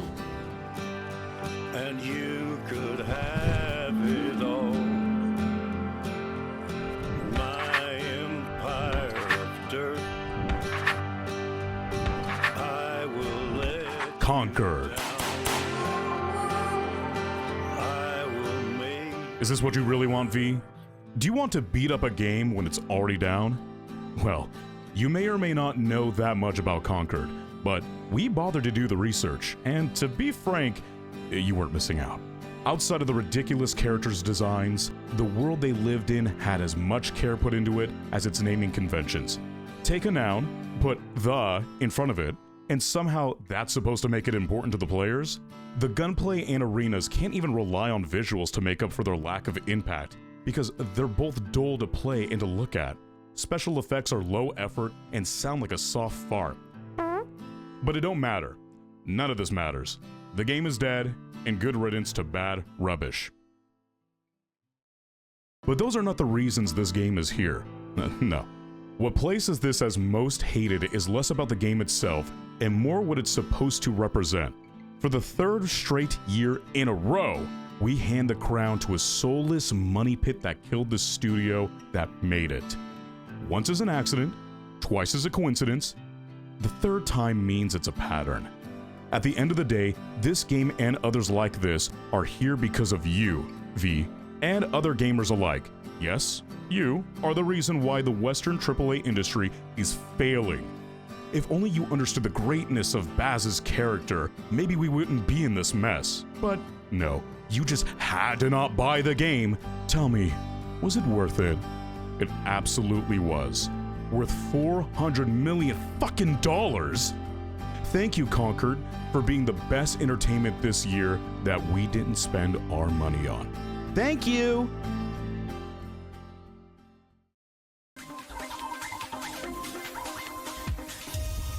VGA exclusive premiere.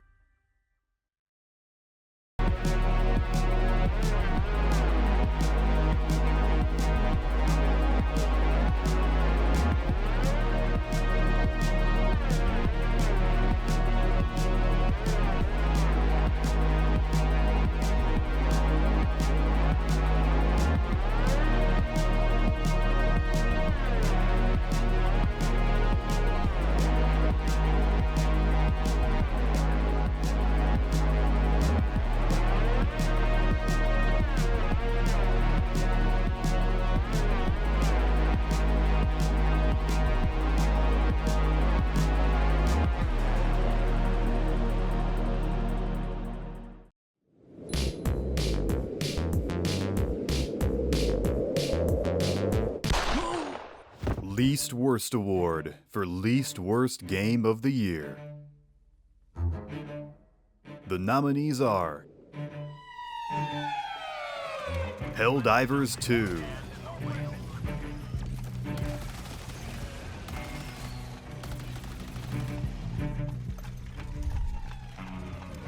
Unicorn Overlord, Oh! You two ever hear of manners?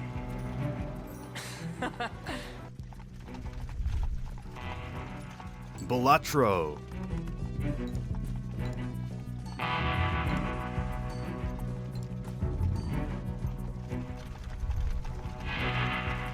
Metaphor Refantasio, We must endure this.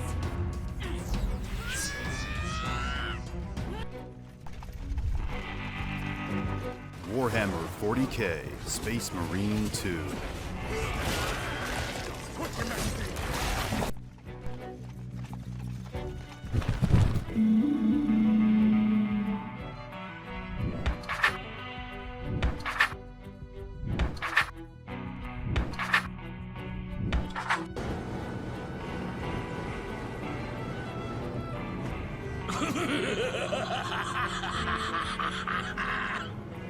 Balatro. Talk about a wild card. Whether for the sake of being contrarian or just because V actually enjoyed it that much, Balatro is the least worst game of this year. It's been 4 years since we've seen a small-sized dev team win this with Hades. And this time, it's even smaller than that. If history has shown us one thing, time and time again, it's that people in general love games that are easy to learn and have a hidden depth to master. The hypnotic, dreamy visuals and audio make it the perfect way to relax after a long day, or just kill some time while chilling on a slow one. Even if you lose, there's always the next seed to try your luck on, or you can keep plugging away at the same one until you do win. The game's also pretty easy to mod for a more personalized touch. You kids like Persona 5, right?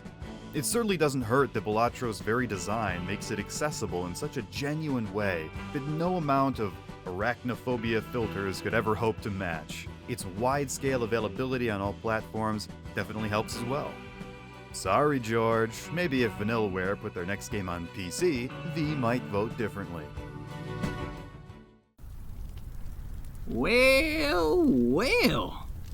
You don't get much folks who come out this far. Papa Squat, you must be parched.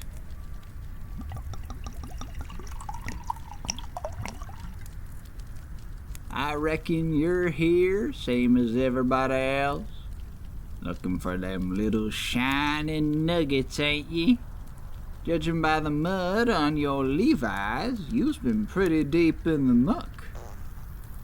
Me? I'm just a humble traveling caravan.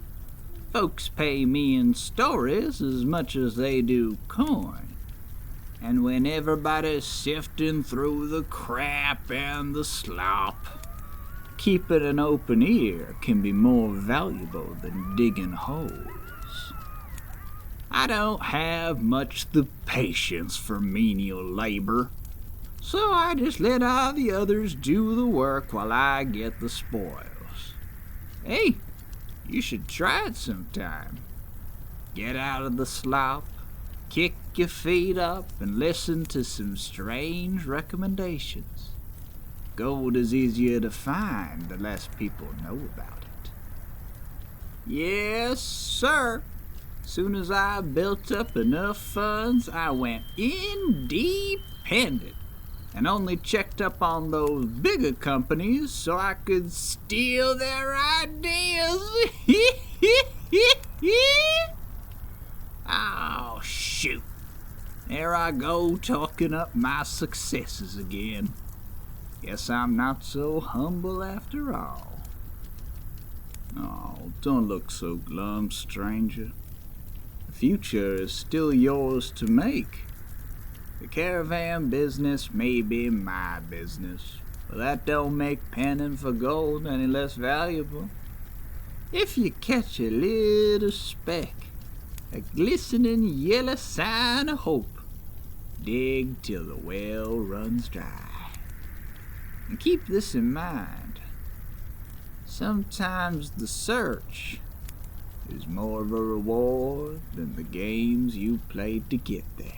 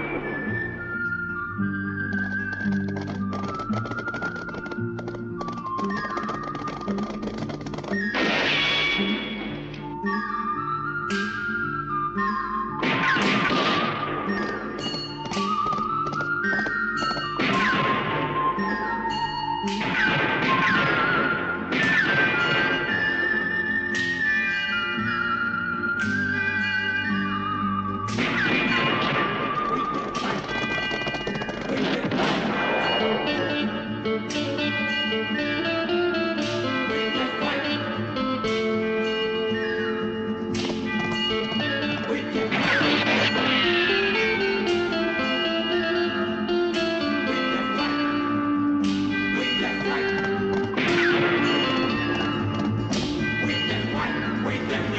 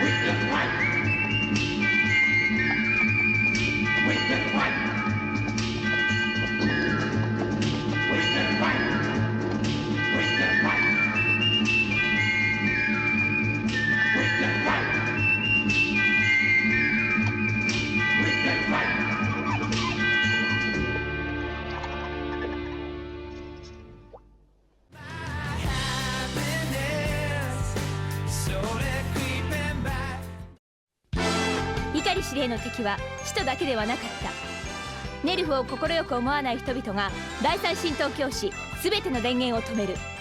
閉鎖され近代設備が何も動かないネルフ本部に使徒が迫る。